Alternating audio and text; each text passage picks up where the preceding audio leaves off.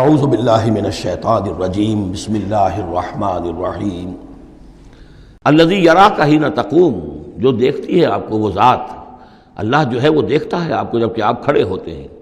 یعنی اس سے مراد یہ بھی ہو سکتا ہے کہ رات کو جب آپ کھڑے ہوتے ہیں، تہجد کے لیے آپ کھڑے ہیں، اور قم اللیل الا قلیلا، ابتدائی دور میں تو بہت سخت معاملہ تھا رات کی نماز کا۔ والذی یراک حین تقوم، تو جب آپ کھڑے ہوتے ہیں ہماری جناب میں تو ہم آپ کو دیکھتے ہیں، آپ ہمیں نہیں دیکھتے لیکن ہم آپ کو دیکھتے ہیں۔ لا تدرکہ الابصار یدرک الابصار، وہ ابصار کو پا لیتا ہے۔ لا تدرکہ الابصار، ابصار نگاہیں جو ہے اسے نہیں پا سکتی، وہ نگاہوں کو پا لیتا ہے۔ تم اسے نہیں دیکھ سکتے، وہ تمہیں دیکھتا ہے۔ الذی یراک حین تقوم وتقلبک فی الساجدین، اور آپ سجدے کرنے والوں میں جو آپ چلتے آتے جاتے رہتے ہیں۔ رات کے وقت حضور کا یہ معاملہ بھی ہوتا تھا کہ آپ خود جاتے بھی تھے، مسلمانوں کے گھروں کے پاس سے گزرتے تھے، جو بھی کہیں تھے اہل ایمان، اور آپ وہاں دیکھتے تھے کہ کون کون جو ہے وہ رات کی نماز پڑھ رہا ہے۔ وَتَقَلُّبَكَ فِي السَّاجِدِينَ إِنَّهُ هُوَ السَّمِيعُ الْعَلِيمُ، یقیناً وہ سب کچھ سننے والا اور جاننے والا ہے۔ هَلْ أُنَبِّئُكُمْ عَلَىٰ مَنْ تَنَزَّلُ الشَّيَاطِينُ، کیا ہم تمہیں بتائیں اے وہ لوگوں جو یہ کہہ رہے ہو کہ یہ کوئی جنات نے نازل کر دیا ہے قرآن، کوئی خبیث روحیں ہیں کہ جو لا رہی ہیں محمد کے پاس۔ هَلْ أُنَبِّئُكُمْ عَلَىٰ مَنْ تَنَزَّلُ الشَّيَاطِينُ، کیا ہم تمہیں بتائیں کہ یہ شیطان جو ہیں یہ کن پر اترتے ہیں؟ تنزل علی کل افاک اثیم، یہ تو اترا کرتے ہیں ان لوگوں پر جو جھوٹے اور گناہ گار ہوں۔ ظاہر بات ہے کہ کل ہم جنس باہم جنس پرواز، تو جو لوگ خبیث ہوتے ہیں، خبیث جو تو خبیث کی طرف ہی وہ آئیں گے۔ اگر یہ لوگ جو ہیں شیاطین جن ہیں تو انسانوں میں سے بھی انہی کے ساتھ ان کا رابطہ اور تعلق ہوگا جو خود بھی اپنے کردار کے اعتبار سے بہت پستی کے حامل ہیں۔ تنزل علی کل افاک اثیم یلقون السمع واکثرهم کاذبون، وہ کچھ سنی سنائی باتیں لا کر القاء کرتے ہیں اپنے عاملوں کے کانوں میں، لیکن اکثر وہ جھوٹی ہوتی ہیں۔ والشعراء یتبعهم الغاوون، ایک اور خیال یہ تھا کہ شاید محمد نے شعر کہنے شروع کر دیے ہیں، یہ شاعری ہے جو قرآن کی شکل میں وہ پیش کر رہے ہیں۔ دیکھو شاعروں کا کردار کچھ اور ہوتا ہے، محمد کا کردار کچھ اور ہے۔ والشعراء یتبعهم الغاوون، شاعروں کی پیروی کرنے والے تو اکثر و بیشتر وہ لوگ ہوتے ہیں کہ جو بے راہ ہوتے ہیں۔ وہ لوگ جو ہیں عام طور پر، یہ اتنا پکا قانون ہے کہ اس میں تو مجھے کوئی ایکسیپشن نظر نہیں آتی، شعراء کے ہم نشین عام طور پر، یعنی یہ وہ چیز ہے کہ جو علامہ اقبال کے بارے میں بھی 100% صحیح ہے، جو یہاں پر تنقید آ رہی ہے، ان کے پاس بیٹھنے والوں میں، ان کے حاشیہ نشینوں میں کوئی ایک شخص ایسا نہیں نکلا کہ جس نے اس راستے کو اختیار کیا ہوتا یا اس کردار کی طرف کوئی پیش رفت اختیار کی ہوتی ہے کہ جس کو انہوں نے اپنی شاعری میں پیش کیا ہے۔ ویسے خود وہ بھی قائل تھے کہ میں خود جو ہے گفتار کا یہ غازی تو بنا، کردار کا غازی بن نہ سکا۔ اقبال بڑا اپدیشک ہے، من باتوں میں موہ لیتا ہے، تو یہ بات تو ہے اپنی جگہ پر، تو وہ لیکن اگرچہ اقبال کا معاملہ علیحدہ ہو جائے گا، بہت سے اعتبارات سے وہ بہت مختلف ہے، لیکن عام طور پر شاعروں کا جو معاملہ ہے، اسی لیے قرآن مجید میں سورہ یاسین میں آپ دیکھیں گے ما علمناہ الشعر وما ينبغی لہ، ہم نے اپنے اس بندے محمد کو صلی اللہ علیہ وسلم شعر کہنا سکھایا ہی نہیں، اور یہ ان کے شایان شان ہی نہیں ہے، یہ گھٹیا کام ہے، حضور کے مرتبے سے بہت فروغ ہے۔ وَالشُّعَرَاءُ يَتَّبِعُهُمُ الْغَاوُونَ، اور شعراء کی اتباع کرنے والے تو وہی لوگ ہوتے ہیں کہ جو حد سے گزرنے والے ہوتے ہیں۔ أَلَمْ تَرَ أَنَّهُمْ فِي كُلِّ وَادٍ يَهِيمُونَ، کیا تم دیکھتے نہیں ہو کہ وہ ہر وادی میں سرگردان رہتے ہیں؟ ابھی مشرق کی بات کر رہے ہیں، ابھی مغرب کی کر رہے ہیں، ابھی آسمان کی کر رہے ہیں، ابھی زمین کی کر رہے ہیں۔ شاعر جو ہے اس کا معاملہ غزل کا ایک شعر کسی رنگ کا ہے، دوسرا شعر کسی رنگ کا ہے۔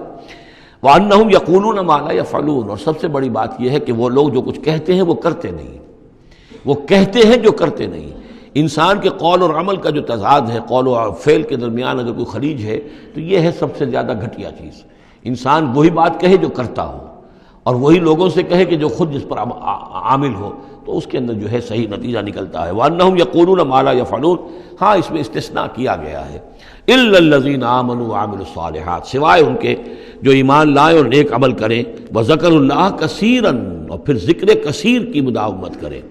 صرف یہ کہ ایمان لا کر اور وہ جو ہے صرف ایسے ہی نام کے مومن نہ ہو، بلکہ یہ کہ عمل صالح بھی ہو اور ذکر کثیر بھی ہو، تو پھر ایسا شاعر بھی یقیناً پھر بہت اچھا ہوگا، اور اس سے یہ ہے کہ بہت سا خیر وجود میں آئے گا۔ جیسے حضرت حسان ابن ثابت تھے، صحابی تھے حضور کے رضی اللہ تعالیٰ عنہ، اور وہاں چونکہ عرب میں اس وقت رواج تھا، یہ جو مشرک لوگ تھے ان کے شعراء حضور کی شان میں گستاخیاں کرتے تھے، حجب کہتے تھے، اور وہاں کے اس رواج کے مطابق پھر ضرورت پیش آئی کہ ان کے حج کا جواب دیا جائے، تو پھر حضرت حسان ابن ثابت نے یہ فریضہ انجام دیا۔ دربار نبوی کے وہ شاعر تھے، اور یوں سمجھیے کہ سب سے پہلے نعت کہنے والے حضرت حسان ہیں رضی اللہ تعالی عنہ۔ لیکن یہ کہ بہرحال ان کا معاملہ جو ہے استثناء کے اندر آ جائے گا، اگرچہ ایک اعتبار سے ان کا معاملہ بھی مستثنیٰ نہیں ہے، وہ بھی میدان کے مرد نہیں تھے، وہ بہادر نہیں تھے۔ چنانچہ یہاں تک ہوا ہے کہ غزوہ احزاب میں جہاں حضور نے ایک بڑے مکان کے اندر خواتین کو جمع کر دیا تھا، وہاں انہیں پہرے پر کھڑا کر دیا۔ جنگ کے یعنی میدان جنگ پر محاذ پر تو جانے والی بات تھی نہیں ان کی، لیکن یہ کہ جہاں خواتین تھی کم سے کم ایک مرد کھڑا ہوا نظر آئے تو وہاں پر وہ حضرت احسان کو کھڑا کر دیا۔ کوئی ایک یہودی نظر آیا، حضرت صفیہ جو حضور کی پھوپھی تھیں رضی اللہ تعالی عنہ، انہیں نظر آیا کوئی یہودی، اور وہ بڑے مشکوک انداز میں وہ چلا آ رہا ہے ادھر ادھر سے دیکھتا ہوا، تو اس کی کوئی نیت خراب ہے۔ تو انہوں نے کہا حضرت صفیہ نے، حسان جاؤ اس کو قتل کرو۔ ان کا یہ کام مجھ سے تو نہیں ہوتا۔ تو وہ خود اتری اس مکان سے، ایک لاٹھی کوئی ہاتھ میں لی لکڑی، اور اس باری اس شخص کے، اس کو قتل کیا۔ پھر اس سے کہا کہ حسان جا کر اس کے جو ہتھیار تھے وہ تو لے لو۔ تو کہا مجھے ان سے کوئی غرض ہی نہیں، مجھے ضرورت نہیں ان کی۔ تو یہ حضرت حسان مطلب کہ یہ چیزیں اپنی جگہ پر ہیں، ایک شخص ہے جس کے اندر مزاج کے اندر یہ بات نہیں ہے، تاہم وہ صحابی ہیں رضی اللہ تعالی عنہ، ان کا اپنا ایک مقام ہے۔ لیکن یہ کہ یہ جو شعراء والی بات جو یہاں پر ہو رہی ہے وہ کچھ اتنی پختہ ہے کہ اس میں استثناء جو ہوتا ہے اس کے اندر بھی کہیں نہ کہیں کوئی کسر رہ جاتی ہے۔ وَالشُّعَرَاءُ يَتَّبِعُهُمُ الْغَاوُونَ أَلَمْ تَرَ أَنَّهُمْ فِي كُلِّ وَادٍ يَهِيمُونَ وَأَنَّهُمْ يَقُولُونَ مَا لَا يَفْعَلُونَ إِلَّا الَّذِينَ آمَنُوا وَعَمِلُوا الصَّالِحَاتِ وَذَكَرُوا اللَّهَ كَثِيرًا وَانتَصَرُوا مِن بَعْدِ مَا ظُلِمُوا، اور وہ بدلہ لیں اس کے بعد کہ ان پر ظلم کیا گیا ہو، یعنی حجب کہی گئی ہے کفار کی طرف سے حضور کی، تو اب وہ بدلے میں حجب کہہ رہے ہیں اور حضور کی طرف سے مدافعت کر رہے ہیں۔ تو یہ بھی جیسے کہ حضور نے فرمایا کہ جیسے مسلمانوں کے تیر اور تلوار جو ہیں وہ یعنی کفار اور مشرکین کے لیے نقصان دہ ہیں، اس سے بھی زیادہ جو ہیں حسان کے جو اشعار ہیں وہ ان کے دلوں کو پست کرنے والے ہیں۔ تو اپنی اپنی جگہ پر ہر چیز کی اہمیت ہے۔ وَسَيَعْلَمُ الَّذِينَ ظَلَمُوا أَيَّ مُنقَلَبٍ يَنقَلِبُونَ، اور ان قریب جان لیں گے یہ لوگ، یہ ظالم، یہ مشرک، یہ کافر، یہ گناہگار کہ اونٹ کس کروٹ بیٹھتا ہے۔ یہ تو محاورہ ہوا کہ کس کروٹ وہ بیٹھتے ہیں یا الٹتے ہیں، یعنی ابھی انہیں نظر نہیں آ رہا ہے، لیکن قریب وہ وقت آ جائے گا کہ وہ جو حشر جو ان کا قرآن مجید میں بیان ہو رہا ہے وہ ان کے نگاہوں کے سامنے ہوگا۔